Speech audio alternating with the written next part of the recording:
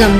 இன்றைய செய்திகளும் எலச்சிபாளையம் ஊராட்சி ஒன்றியம், குமாரமங்கலம் செங்குந்தர் திருமண மண்டபம், நாமக்கல் ஊராட்சி ஒன்றியம், எர்ணாபுரம் அரசு உயர்நிலைப்பள்ளி, நாமக்கல் மாநகராட்சி AS பேட்டை திப்பு மகால், நாமக்கல் மோகனூர் கிழக்கு ஒன்றியம், வளையப்பட்டி சமுதாய கூட்டம் பகுதிகளில் நடைபெற்ற உங்களுடன் ஸ்டாலின் நிகழ்ச்சியில் நாமக்கல் பாராளுமன்ற உறுப்பினர் VS மாதேஸ்வரன் MP அவர்கள் கலந்து கொண்டு பொதுமக்களுக்கு நலத்திட்ட உதவிகளையும் பணி ஆணைகளையும் வழங்கினார். புதுக்கோட்டை மாவட்டம் மருதம்பட்டி ஊராட்சி எல்லைக்குட்பட்ட ஆதனப்பட்டி வயல்வெளியில் சோழர் காலத்தைய திருநாமத்துக்காணி கல்வெட்டுடன் நான்முக சூலக்கல் கண்டெடுப்பு. 13ஆம் நூற்றாண்டில் திருநாமத்துக்காணியாக நிலதானம் வழங்கப்பட்டதை குறிப்பதாக தொல்லியல் ஆய்வாளர் தகவல். போக்குவரத்து விதிமீறல்களுக்காக விதிக்கப்பட்ட அபராத தொகை ரூபாய் 300 கோடி வரை செலுத்தப்படாமல் உள்ளதால் அதனை வசூலிக்க அபராத தொகையை செலுத்தியிருந்தால்தான் இனி வாகனங்களின் இன்சூரன்ஸை புதுப்பிக்க முடியும் என சென்னை மாநகர காவல்துறை அறிவித்துள்ளது. உலக செல்வந்தர்கள் பட்டியலில் எலான் மஸ்கை பின்னுக்கு தள்ளி முதலிடம் பிடித்த ஆரக்கிள் இணை நிறுவனர் லேரி எலிசன். சில மணி நேரங்களில் மீண்டும் முதலிடத்திற்கு வந்தார் எலான் மஸ்க்.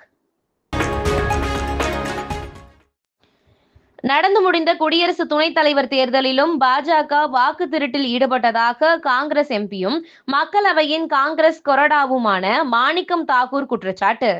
6 கட்சிகளை சேர்ந்த உறுப்பினர்கள் கட்சி மாறி வாக்களித்திருக்கலாம் அல்லது செல்லாத வாக்குகள் ஆக்கப்பட்டிருக்கலாம் என சந்தேகம். இந்திய குடியுரிமை பெறுவதற்கு முன் வாக்காளர் பட்டியலில் பெயர் சேர்த்ததாக காங்கிரஸ் மூத்த தலைவர் சோனியா காந்தி மீது வழக்கு பதிவு செய்ய கோரிய மனுவை தள்ளுபடி செய்தது டெல்லி ரோஸ் அவென்யூ நீதிமன்றம். 1983இல் இந்திய குடியுரிமையை பெற்ற சோனியா காந்தி 1980ஆம் ஆண்டே வாக்காளர் பட்டியலில் பெயர் சேர்க்க போலி ஆவணங்களை கொடுத்திருக்கலாம் என்பதால் வழக்கு பதிவு செய்ய கோரி விகாஷ் திரிபாதி என்பவர் மனு. இந்தியாவில் ஐபோன்கள் அதிகம் வாங்கும் மாநிலங்களின் பட்டியலில் மகாராஷ்டிரா முதலிடம். டாடாவுக்கு சொந்தமான குரோமோ நடத்திய ஆய்வில் 2024 செப்டம்பர் முதல் 2025 ஆகஸ்ட் வரை 25 விழுக்காடு ஐபோன் விற்பனை மகாராஷ்டிராவில் நடந்துள்ளது. ஐபோன் விற்பனையில் குஜராத் 11 விழுக்காடும் டெல்லி 10 விழுக்காடும் என அடுத்தடுத்த இடங்களை பிடித்துள்ளன. விண்வெளி துறையில் அமெரிக்கா சீனா இடையே போட்டி அதிகரித்து வரும் நிலையில் நாசாவில் வேலை செய்ய சீனர்களுக்கு தடை. நாசா மையத்திற்கு சீனர்கள் வரவும் விண்வெளி திட்டங்கள் தொடர்பான தரவுகளை அணுகவும் கட்டுப்பாடு. பெட்ரோலில் 20 விழுக்காடு எத்தனால் கலப்பால் வாகன மைலேஜ் போச்சு என சமூக வலைதளங்களில் பதிவு செய்யப்படும் கருத்துக்கள் தனக்கு எதிராக பணம் கொடுத்து திட்டமிட்டு நடக்கும் பரப்புரை என ஒன்றிய அமைச்சர் நிதின் கட்கரி விமர்சனம்.